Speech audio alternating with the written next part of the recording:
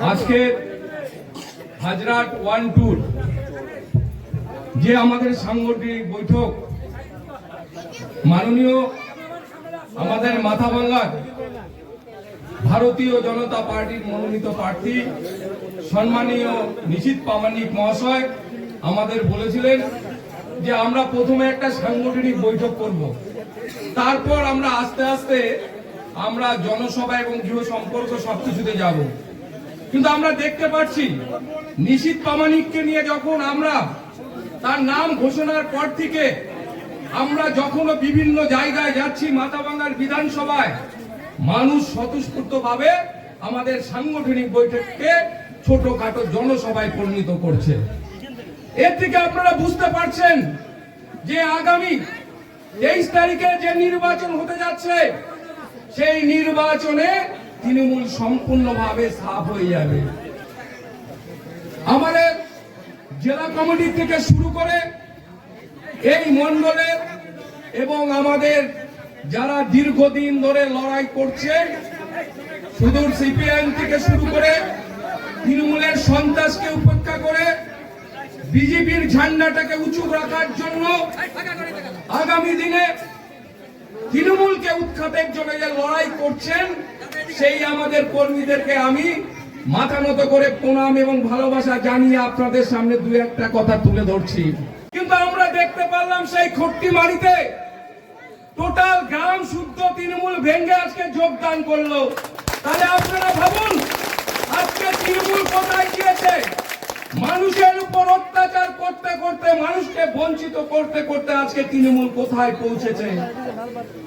শুধু কি তাই, তৃণমূল আসার পর এখানে আমাদের রাজবংশী ভাই যেমন গেটার ভাইরা আছেন থেকে শুরু করে নমশূদ্র ভাই, সমস্ত সমাজের মানুষকে তারা বঞ্চিত করেছেন। খালি তারা শুধু আছে প্ররোচনা ছাড়া তারা কিছুই করেনি। বন্ধুগণ, এই তৃণমূল কি করেনি? এই তৃণমূল মানুষকে খালি মিথ্যা প্রতিশ্রুতি দিয়েছে। এই তৃণমূল আমাদের যেমন বেকার ভাইদের চাকরিটা চুরি করেছে, সেমন ভাবে আমাদের গরিবদের রেশনও চুরি করেছে। দিন ধরে যে বঞ্চিত করে রেখেছে আমাদের মাননীয় নিশীথ প্রামাণিক 23 তারিখের ভোটে নির্বাচিত হয়ে 4 তারিখে ঘোষণার পর আমরা আমাদের নিশীথ প্রামাণিককে আমরা মন্ত্রী হিসাবে দেখতে পাবো।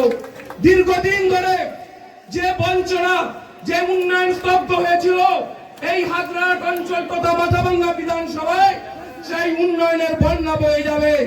আমরা নিশীথ প্রামাণিককে সামনে নিয়ে এই মাথাভাঙ্গায় বিধানসভায় উন্নয়ন করব।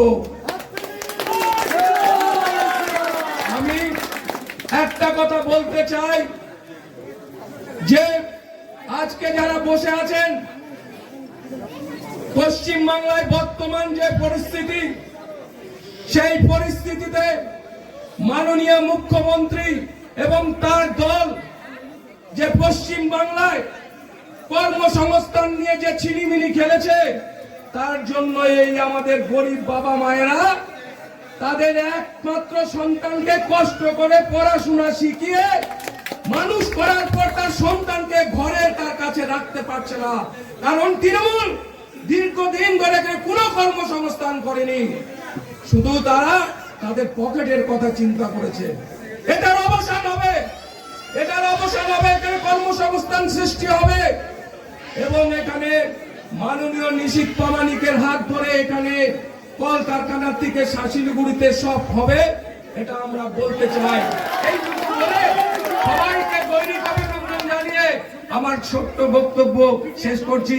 কারণ আপনাদের আকর্ষণ আমাদের আইকন, যাকে জোর করে হারানো হয়েছিল লোকসভা নির্বাচনে, তিনি জিতেছেন, তাকে হারানো হয়েছে। 19-এ বিপুল ভোটে জিতেছেন, 24-এ তাকে কায়দা করে হারানো হয়েছিল, কিন্তু তাকে আটকে রাখতে পারবে না। তিনি আপনারা দেখতে পারবেন সামনে নির্বাচনে তিনি বিপুল ভোটে জয়যুক্ত হবেন। আগামী দিনে রামনবমী উৎসবে সবাই সকলে অংশগ্রহণ করবেন, মাথাভাঙ্গায় যাবেন। সমস্ত সনাতনী ভাইদের কাছে আবেদন থাকলো, জয় শ্রীরাম।